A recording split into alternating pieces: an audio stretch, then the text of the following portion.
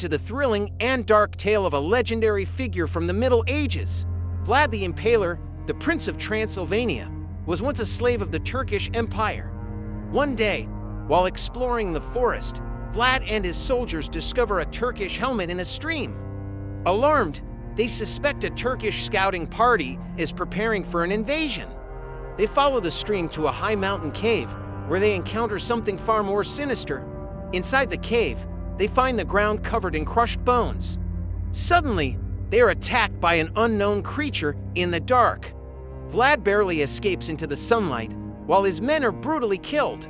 The creature, it seems, cannot follow him into the light. Back at his castle, Vlad consults a local monk who reveals the truth.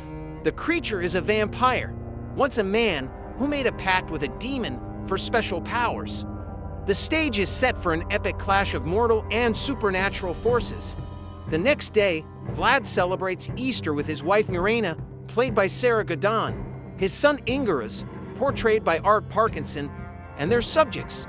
Suddenly, a Turkish contingent arrives, demanding a tribute of 1,000 boys for the Janissaries, in addition to the usual silver coins.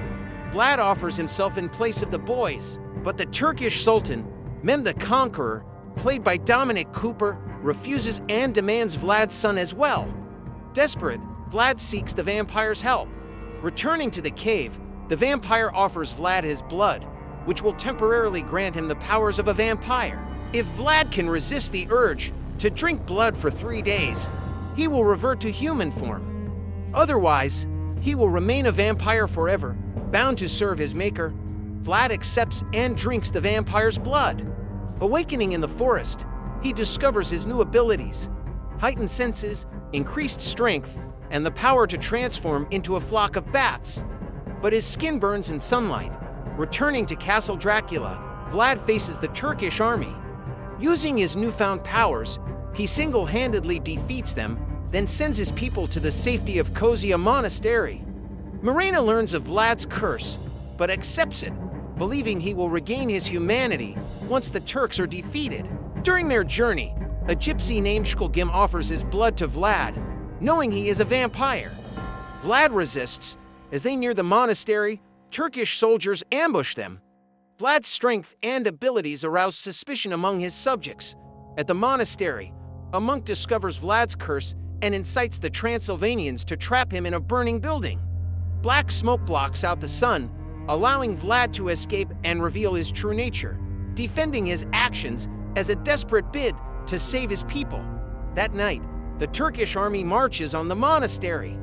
Vlad commands a swarm of bats to repel them, but it's a decoy. Turkish soldiers infiltrate and kidnap Ingeras. Mirena falls from the monastery wall, trying to protect him, and with her dying breath, she begs Vlad to drink her blood. Reluctantly, Vlad drinks her blood, fully transforming into a vampire and gaining immense power. He turns a group of survivors into vampires to join him. They storm the Turkish camp, where Vlad confronts Mehmed, who holds Ingeras captive. Mehmed, aware of the vampire's weakness to silver, lines his tent with silver coins and wields a silver sword. A fierce battle ensues. Vlad, taking the name Dracula, son of the devil, eventually kills Mehmed, drinking his blood. After the battle, Dracula and Ingeras are confronted by the other vampires, who demand the boy's death. A monk appears, holding them back with a cross. Dracula orders the monk to take Ingeras away and uses his power to clear the sky, burning the vampires with sunlight. Vlad collapses, seemingly dead. With Europe saved from invasion, Ingeras is crowned the new Prince of Transylvania. Shkulgim secretly revives Vlad with his blood, ensuring his survival. In modern times, Vlad, now Dracula, meets a woman named Mina, who resembles Mirena. They bond over shared poetry, while the vampire who cursed Vlad watches from afar, setting the stage for future events.